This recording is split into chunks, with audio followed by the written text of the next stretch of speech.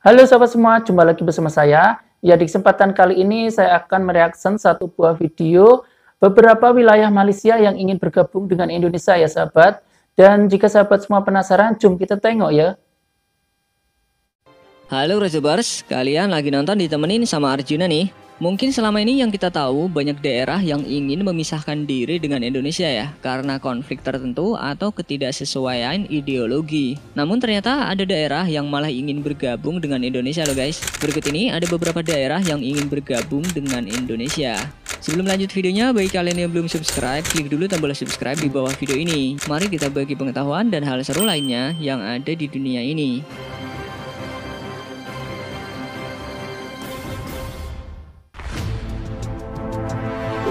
Akibat konflik perebutan Sabah dan Sarawak dengan Malaysia, Sultan Sulu atau pemilik Sabah yang sah, Muizul Lail Kiram, mengaku sangat frustasi terhadap konflik tersebut. Karena itu, dia meminta bantuan Indonesia buat merebut kembali wilayah Sulu yang terletak di utara Kalimantan itu.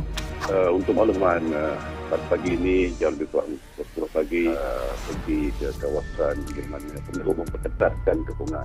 Seperti yang dilansir dari Merdeka.com, pada tahun 2013 lalu, Sultan Sulu Muizul mengatakan kalau ia akan menyerahkan kedaulatan Sulu kepada Indonesia, asal Indonesia mau membantu mengembalikan Sabah dan Sarawak kepada mereka. Sementara itu, padahal Malaysia terus menggempur pertahanan. Namun Sultan Sulu Muizul bukannya memilih bergabung dengan Malaysia, ia malah ingin gabung dengan Indonesia. Alasannya, menurut beliau, Malaysia tidak berkomitmen dengan nilai-nilai Islam dan hanya sekedar kata-kata, tapi perbuatannya tidak mencerminkan Islam.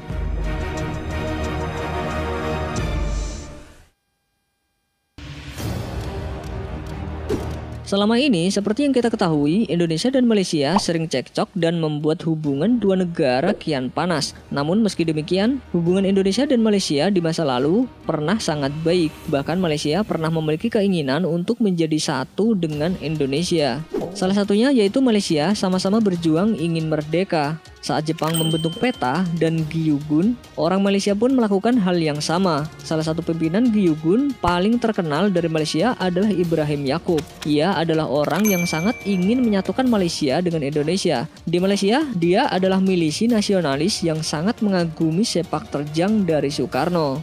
Selain itu, saat pertemuan di Taiping, Malaysia pada 13 Agustus 1945, Soekarno bertemu Ibrahim Yaakob dan Dr. Burhanuddin. Ibrahim ingin agar rencana Indonesia merdeka berjalan, Malaysia diikutkan ke dalamnya. Mereka ingin agar Indonesia dan Malaysia yang serumpun ini mampu bersatu.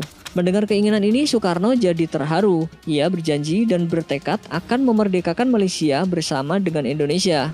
Namun, janji itu tidak dapat ditepati oleh Soekarno, mengingat memerdekakan Malaysia sama halnya dengan melawan Inggris dan juga sekutu. Kemudian Malaysia pun merdeka sendiri dari Inggris tanpa ada campur tangan Indonesia. Ibrahim Yaakob sebenarnya masih ingin menyatukan Indonesia dan Malaysia. Namun keinginan itu ditentang dan akhirnya Ibrahim Yaakob diangkat oleh Soekarno menjadi anggota parlemen di Indonesia.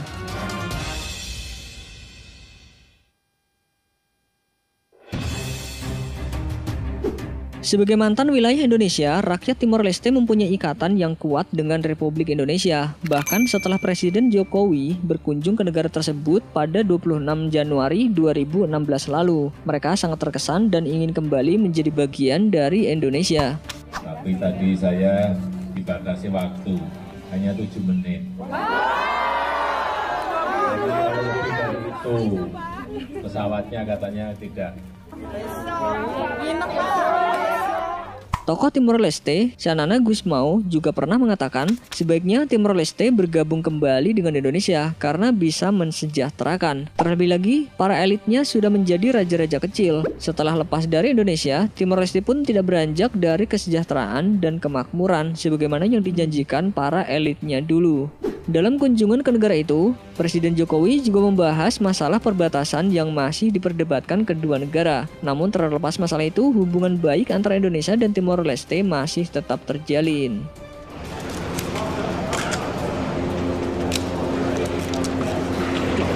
We make sure everything is clear, okay? Yeah. And you can stay here, see my family, my girlfriend, and the others. Are you sad to leave?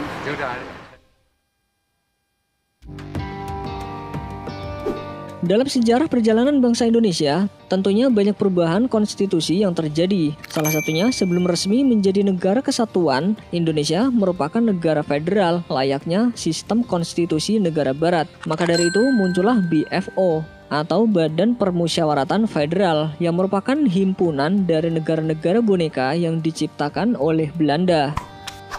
Het verheugt mij zeer dat alle deelgebieden hier en de persoon van hun hoogste verantwoordelijke regerings- of bestuursautoriteit vertegenwoordigd zijn.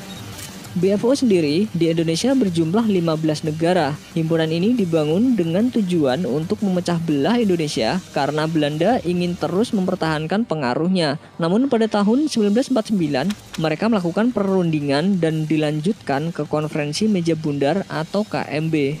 Dalam KMB tersebut, salah satunya berhasil membentuk negara Republik Indonesia Serikat. Karena hal itu, pada tanggal 14 November 1949, akhirnya BFO ingin bergabung dengan Indonesia dan menandatangani Konstitusi Republik Indonesia Serikat. Ya begitu ya sahabat videonya, dan bagaimana pendapat kalian semua jika Malaysia bergabung dengan Indonesia? Apakah ini akan terjadi? Sahabat boleh komen di bawah, dan sebelum saya akhiri saya ucapkan terima kasih.